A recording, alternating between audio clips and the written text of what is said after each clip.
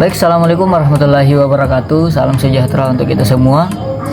Perkenalkan, kami dari kelompok 4 kelas 2A jurusan Teknik Industri Agro Politeknik ATI Makassar.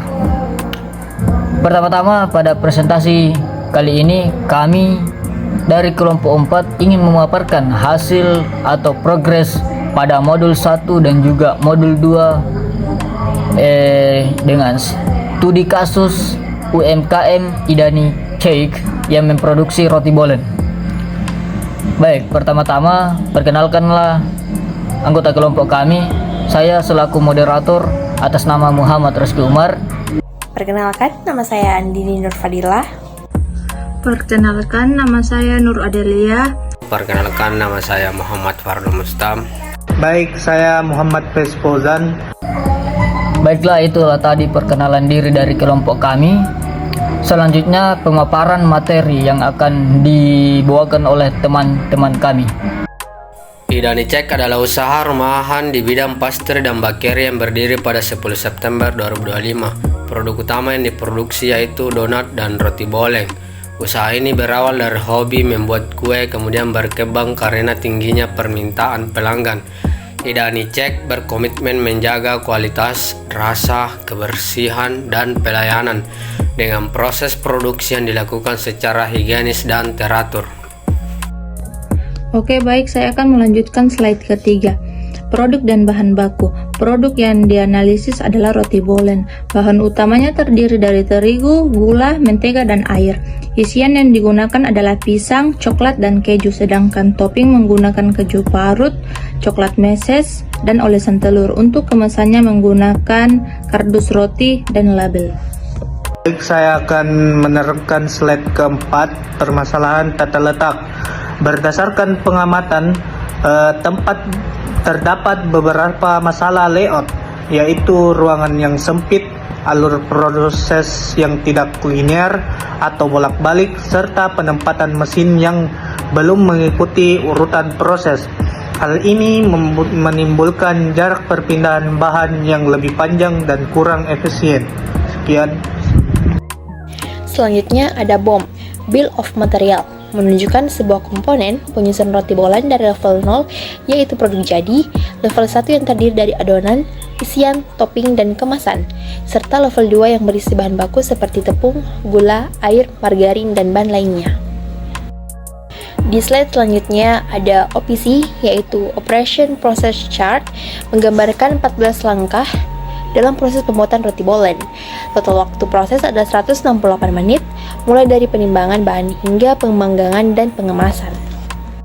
Flow Process Chart adalah aliran kerja lengkap yang menggambarkan dari awal produksi sampai dengan akhir produksi atau produk jadi. Jadi FPC ini menunjukkan 17 aktivitas yang terdiri dari aktivitas operasi, transportasi, delay, penyimpanan, dan juga ada aktivitas gabungan.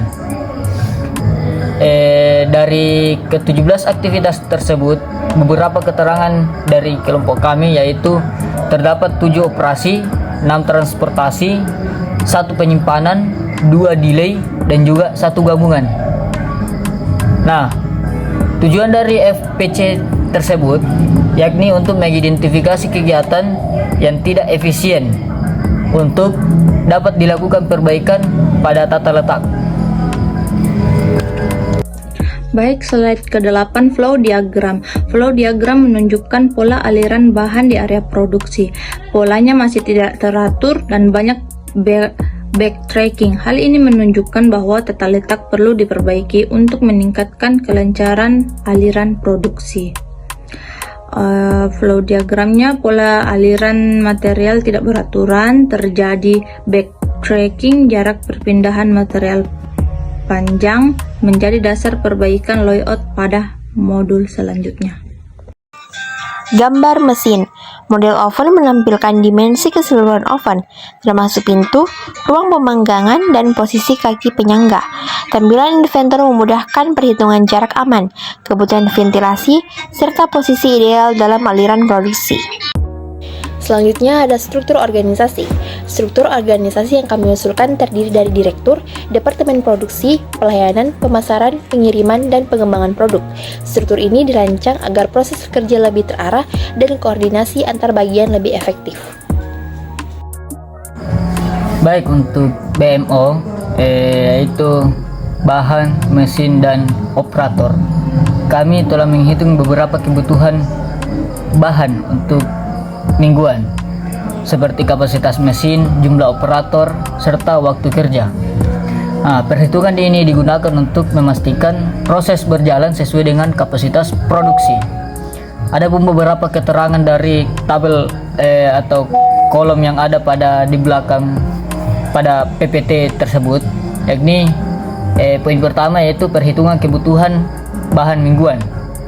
Nah, poin kedua pemakaian mesin, yakni mesin timbangan, mesin mixer, dan juga meja kerja serta oven.